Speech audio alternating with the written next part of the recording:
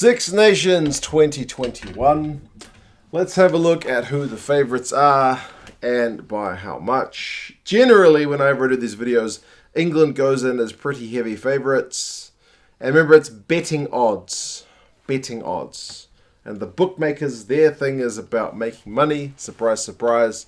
And there tend to be a lot of English punters putting bets on the game compared to some other countries. So those are all influenced. But anyway, let's have a look at the odds. And we'll see if you guys reckon this is fair or maybe underselling some of the team's chances. I'll put the numbers up in like the betting odd, like the decimal odds for those of you who are familiar with sports betting. And I've converted it into a percentage chance for those of you guys who don't really do the whole sports betting thing. But anyway, we'll start with Italy. Italy, perpetual wooden spooners. They're not given much chance by the bookies. Their odds at the bookies, at least here in New Zealand, are 501.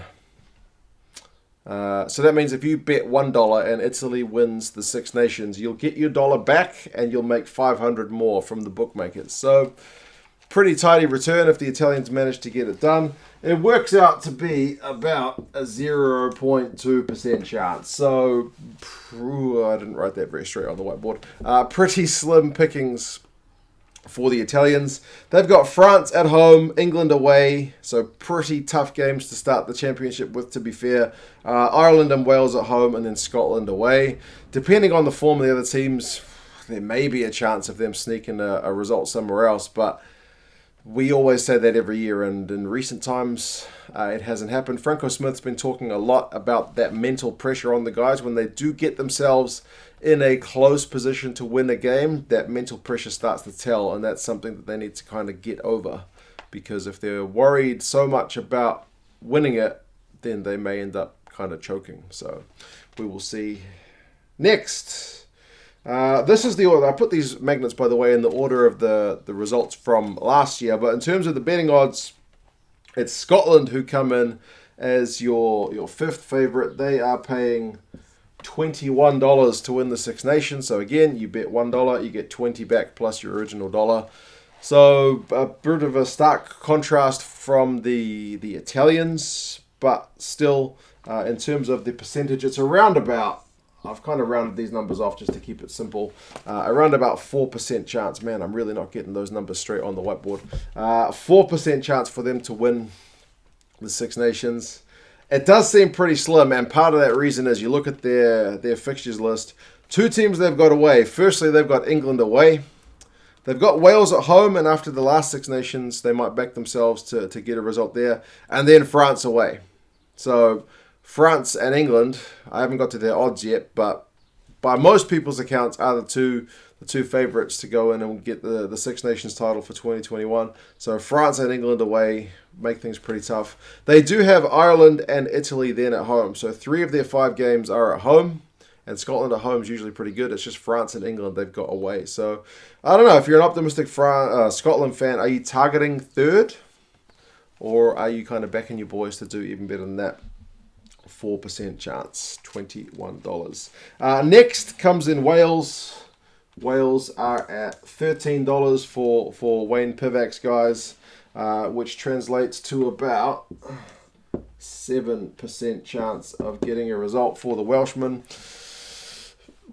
It's not been a good year 2021 for Wales, has it? I mean, I made a poll the other day and I mentioned that Wayne Pivac, when he was with Scarlets, it took a few years for him to get things right? They kind of increased their log position year on year when he was in charge, but at international level, you're kind of under pressure to get that done a lot quicker. You don't have the same luxury of being able to build and sign players that you think are going to add and fill those gaps. You've essentially got the best of your nation, and you need to make it work with those guys. So if the guys aren't going to fit his style, maybe his style needs to change. I'm not sure. We'll see what happens with Wales.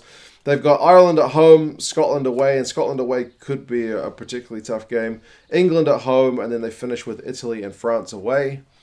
So the pessimists would say, man, Italy away at this point looks like a pretty tough prospect, and the optimists would say England at home. That's a chance for us to really get one over the traditional rivals. But yeah, $13 and 7% chance for Wales. For Ireland are paying single digits here. They're paying $4.50, so it's a bit of a sharp shift from what we see with the other three countries. So that brings their chance up to about 20%, which is actually pretty solid. Those are good numbers. I know a lot of Irish fans aren't that optimistic. There's a fair bit of pessimism around, but maybe lowering expectations before the season is not a bad thing. It's maybe better to be pleasantly surprised than to be bitterly disappointed, but I think I kind of like their fixtures. They've got 3 games away, which is unfortunate, but the 2 home games you've got is France and England. So you start with Wales away, then France at home, Italy and Scotland away. Traditionally, Ireland should be backing themselves to get pretty comfortable results there. They've certainly had the wood over Scotland in recent years, and then finishing it off with England at home. I know with the whole COVID thing and empty stadiums, you could say all this home and away malarkey is just that. I did have a look at least at some club competitions to see if there was much difference in the win and loss rates, and it seems to be pretty similar, but the points difference is definitely a lot closer. Away teams are scoring more points when they're away from home and there's no opposition crowd shouting them down. I haven't quite had a look at the penalties conceded yet, which might be an interesting one to have a look at. But yeah, that's Ireland, 20% chance. 2 of the 5 games at home, but up against the 2 favourites in England and France. France are paying $1 less than Ireland at $3.50, which gives them about a 6% chance more. Remember, France have got a few guys injured, and Tamak is injured, Vakatawa is injured, so there's a couple of big names already out of the side before the competition even kicks off. And remember, they do have Ireland away, they have England away. They've got Italy away as the opener, but they would definitely be backing themselves to get a result.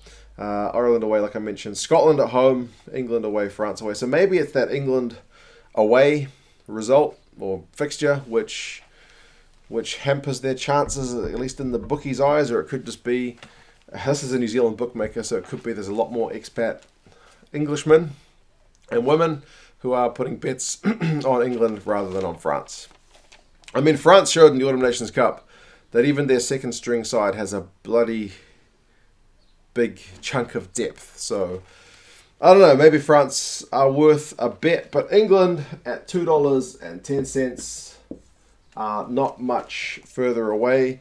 That puts their numbers up to 42.8. Most of the countries I rounded up, but to get Italy's one in there, that's the difference maker. So yeah, 42.8 for England, almost 50% chance to win the entire competition.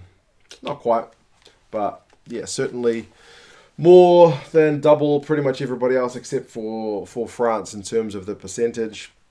They've got Scotland at home, and Scotland tend to give them a good battle, even if it's at Twickenham.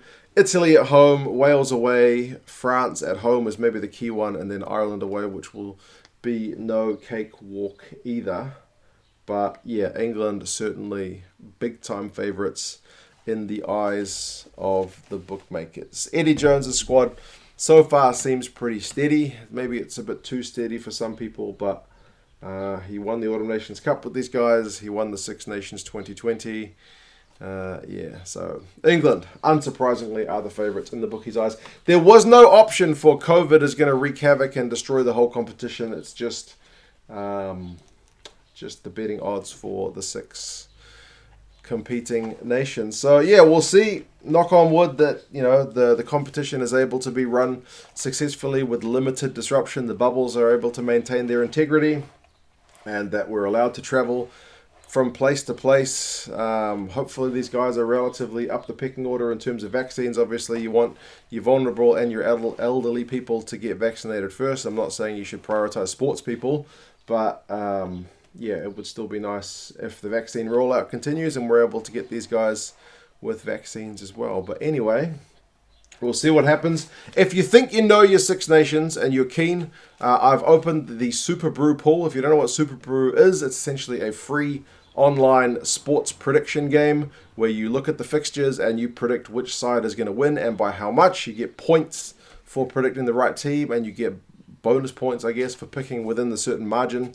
So if you are keen, we had a couple of hundred people playing it last year. If you want to join in on the Six Nations Super Brew Predictor, I'll put a link in the description there. So sign up. All you need is an email address, and you can show off your rugby knowledge there. Also, if you're keen for some rugby gear, World Rugby Shop recently has worked with me to put up a code. So if you use the code 2 cents with World Rugby Shop, you will get 10% off your purchase there as well. So happy days. Six Nations is about a week away, guys. Do you think England are fair favourites? Do you think this is underestimating young French side's chances?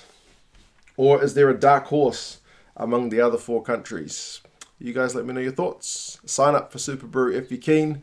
And yeah, I'll talk to you guys again soon. See you later.